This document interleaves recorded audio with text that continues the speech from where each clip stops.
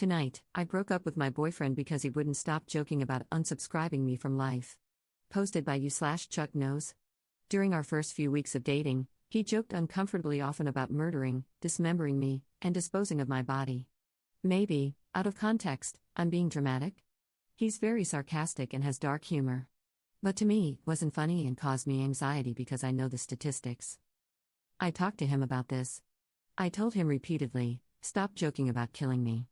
He kept making the jokes until I finally told him that those jokes literally scare me. He apologized and seemed to feel bad that his jokes made me afraid of him. Tonight, we were over 3 hours late to meet his brother to play games, watch movies, and eat dinner. When I was talking to him about us being late, I noticed he sighed deeply, clenched his fist, and looked down at it, as if he were making the conscious choice not to punch me. Then, as I was saying goodbye to his brother, he came into the room and said, she should say her permanent goodbyes. I asked him, what the F are you talking about? He said it was a joke. I asked, how is that funny? What's the punchline? Please explain to me how that was supposed to be funny. He couldn't answer. I didn't want to get in the car with him. I walked off and thankfully, my roommate picked me up and drove me home. He called later, and I told him I'm done. He's a good man, except for the jokes about killing me.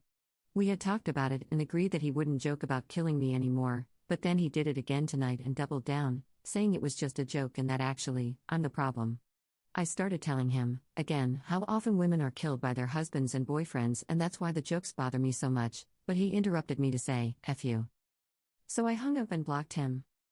All of this really sucks because my roommates say I should just talk it out with him and give him another chance since they can tell I really like him and that he really likes me. But I already did that. I thought we were past the homicide jokes. Then he did it again tonight while he was angry with me, and it caused this awful feeling in my gut that I needed to not get in the car with him and get away from him. I've had boyfriends and male friends in the past. None of them have ever made jokes about murdering and dismembering me, especially multiple times after I told them to stop.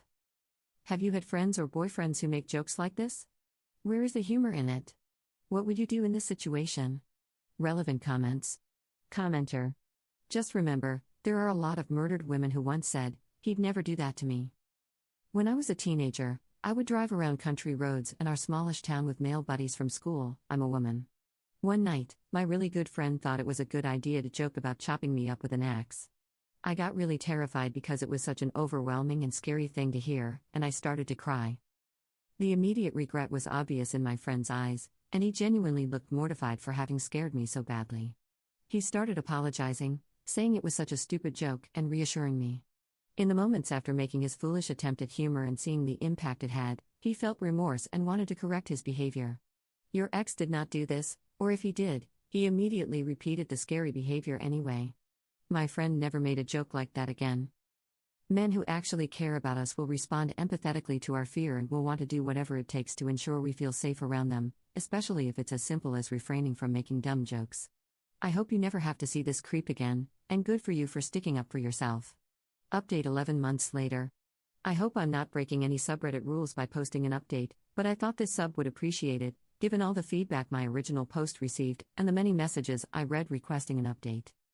My original post was almost a year ago. Thankfully, I have moved across the state since then and have not seen him since. The last time I spoke to him, over the phone, I made it very clear several times. Me, you promised you'd stop making jokes about murdering me, but then you did it again. Me, you realize the greatest threat to women is being murdered by their boyfriends or husbands? They are most likely to be killed by men they know. Him, hey, up, F, you. So I hung up. I ghosted him after that, blocked him on everything, and alerted my employer that he was a potential threat if he showed up. However, he sent me an email in an attempt to, I don't know. I'll let you draw your own conclusions because I really can't make sense of it. I apologize if I misquoted anything, I'm on mobile. Dear my name, I don't really know how to go about saying that I am empathetic, as I'm Amy Pathetic Mess. But I do feel, I can understand, and I have recognized. My actions have consequences, clearly. I thought I was being reasonable. I gave you time and space. I wasn't sure how long I needed to wait or if I should just do nothing.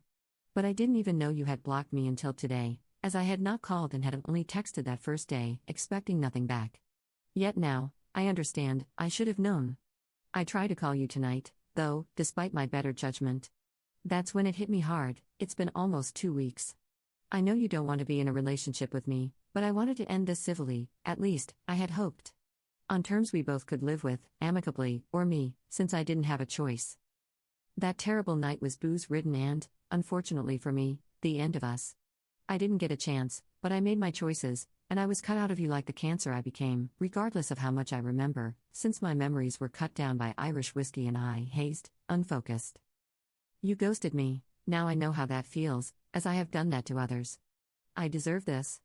It's interesting because you once mentioned that I never had to change my number in my last relationship over 5 years ago because all I needed to do was block them. Damn, history not only repeats itself, but it can be really ironic. I lost one of my best friends. I lost you. I have been hurting, up. It hurt even more when I realized you don't even want to communicate with me. I would ask why, but I know, it's because you hate me. What you think of me? What you think I am? Who likes Andrew Tate? Nobody, and I embody that nobody. I am hate, I am Tate. I obviously have a lot of growing up to do. I was not aware of just how much. I do not regret you or the experiences we shared, which were awesome and different from all the treasures I had experienced with another soul. We had so much in common, and yet the few things we didn't became a shadow that blocked our light, your light. I regret not realizing that perhaps I was just not ready. You are so beautiful and awesome, up, and I hate that I hurt you in any way, especially since you deserve so much love, and instead, I gave you fear. You, however, only gave me happiness. You made me feel wanted, so much so that it blindsided me. I haven't been that happy in a very long time, and maybe that's why I fell for you so hard and so fast, because I had been in the dark for years, and your essence got me as high as a kite. I could see the sky for once. I was flying. I had been grounded since I lost my wings a few years ago, and it showed. I started sinking in the sands of time, in bottles, in gates drowned by my fears. My brother lost a friend because of me. I lost because of me.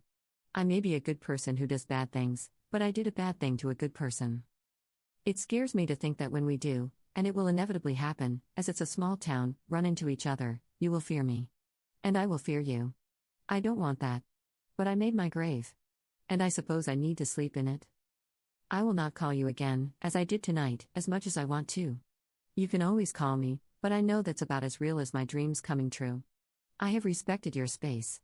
I haven't tried to suffocate it or breathe your air. I just wanted to bury myself with a little dignity today, considering that I must be public enemy number one. I'm embarrassed to admit that running into your roommates or even co-workers makes me feel uncomfortable. That I did, to myself, and to you. I'm sorry, Op. I don't know what else to say.